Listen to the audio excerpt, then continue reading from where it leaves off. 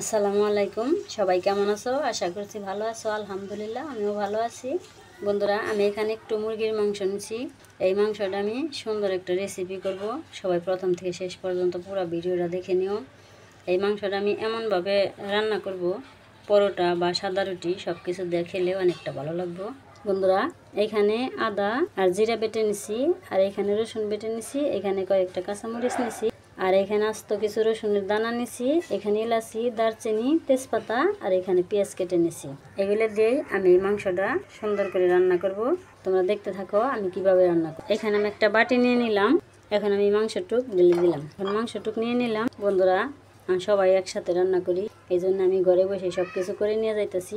সবার সাথে তো একসাথে এত কথা বলা যায় না, সেই জন্য আমি ঘরে বসে সবকিছু করে নিয়ে যাই।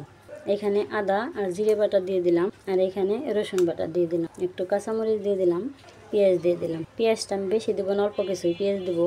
দারচিনি, তেজপাতা, হলুদ গুঁড়ো দিয়ে দিলাম, মরিচ গুঁড়ো দিয়ে দিলাম, ধনিয়া গুঁড়ো দিয়ে দিলাম, লবণ পরিমাণ মতো।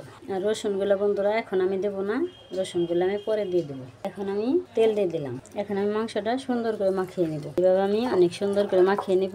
কিন্তু বন্ধুরা, আমার বাসার মানুষগুলো অনেক ভালোই আছে, খারাপ না। সবাই একসাথে মিলেমিশে থাকি আমরা। দেখছো বন্ধুরা, আমি ঝালমুড়ি খাই, এটা খাই, ওটা খাই। সবাই কিন্তু মিশুক আছে, সবাই সবার সাথে মিলেমিশে কাজকাম করে। এই যে বন্ধুরা, আমি সুন্দর করে মাংসটা মাখিয়ে নিলাম। এখন আমি রান্নাঘরে যাব। চলো বন্ধুরা, আমি রান্নাঘরে যাই। রান্নাঘরে যা বেশি কথা বলবো না, শুধু রান্না করে নিয়ে আসবো, পরে কথা বলবো। সেদিন পোলাও রান্না করে দাও, কড়াইটারে কি করছি, কড়াইটা একবারে কালো হয়ে গেছে। যে পোলাও সহ ছিল, তেল দিয়ে দিলাম, হ্যাঁ কালো হয়ে গেছে কড়াইটা, দেখছো না? ওই যে পোলাওর ভাত ছিল না, ওই জায়গায় যেখানে ভাত লাগে আসছিল, সেখানে কালো হয়ে গেছে। ওর আগেটা কড়াই কালো হয়ে গেছে। এখন আমি একটু পেঁয়াজ দিয়ে দিলাম। এখন আমি মাংসটা দিয়ে দিলাম। এখন আমি নেড়ে চেড়ে সুন্দর করে কষিয়ে নেব। এই যে দেখো বন্ধুরা, এভাবে আমি সুন্দর করে কষিয়ে নেব। এই যেভাবে আমি সুন্দর করে কষিয়ে নিলাম। এখন আমি একটু পানি দিয়ে দেবো, শুধু মাংসটা সিদ্ধ হওয়ার জন্য। এই যে এখন আমি আস্ত রসুনগুলো দিয়ে দিলাম। শুধু রসুন দিয়ে মুরগি রান্না দেখতে চাইলে কমেন্টে জানাবে, তাহলে আমি শুধু রসুন দিয়ে একদিন রান্না করে দেখাবো। এই যে বন্ধুরা, কত সুন্দর করে আমি মাংসটা রান্না করে নিলাম। এখন আমি ঘরে নিয়ে বাটিতে ঢেলে নিব। বন্ধুরা, কড়াইটা ঘরে নিয়ে আসলাম। এখন আমি বাটিতে ঢেলে নিলাম। দেখো বন্ধুরা, কত সুন্দর দেখা যাইতেছে। দেখতে যেটা সুন্দর লাগে, খেতে কিন্তু দারুণ লাগবে।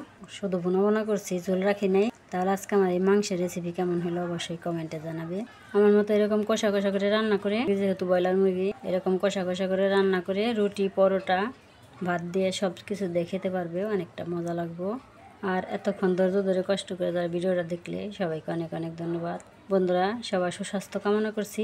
এতক্ষণ ধৈর্য ধরে কষ্ট করে যারা ভিডিওটা দেখলে, সবাইকে অনেক অনেক ধন্যবাদ। সবাই ভালো থাকবে, সুস্থ থাকবে, সাবধানে থাকবে। আল্লাহ হাফেজ। আসসালামু আলাইকুম।